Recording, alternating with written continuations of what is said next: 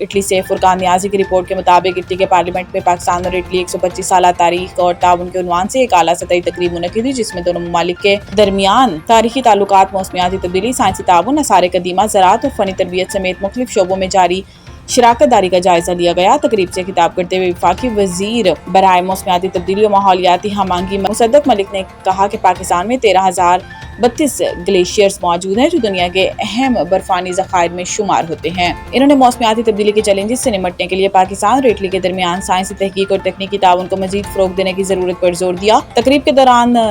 ان دونوں ممالک کے درمیان گلیشیئرز پر تحقیق، زراعت، آثار قدیمہ اور فنی تربیت کے شعبوں میں جاری مشترکہ منصوبوں کو سراہا گیا اور مستقبل میں ان شعبوں میں تعاون مزید بڑھانے کے عزم کا اظہار کیا۔ اس موقع پر پاکستان کے سفیر نے کہا کہ پاکستان اور اٹلی کے تعلقات کی تاریخ 1909 سے شروع ہوتی ہے، جبکہ دونوں ممالک کے درمیان باقاعدہ سفارتی تعلقات 1948 میں قائم ہوئے، جو وقت کے ساتھ مزید مضبوط ہوئے۔ تقریب میں 1954 میں دنیا کی دوسری بلند ترین چوٹی K2 سر کرنے والی پہلی قوم ہونے پر اٹلی کو خراج تحسین بھی پیش کیا گیا۔ تقریب کے اختتام پر پاکستان اور اٹلی کے درمیان تعلقات کے فروغ میں نمایاں خدمات کے اعتراف میں معروف اطالوی کوہ پیما اور پاکستان کے دیرینہ دوست اگوستینو دا پولینزا کو تمغہ پاکستان سے نوازا گیا۔